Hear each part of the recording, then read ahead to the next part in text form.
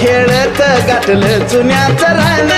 ठिणग्या पडती अंगावरती नाही त्याचं भान अग भराया लागलं वार अंग लागलं थरथरू अग ऐकता ऐका वार कसं मी आता धरू लय लय कडक बांधवाय खेळतोय माझा गुरु लय जबरदस्त खेळतोय माझा गुरु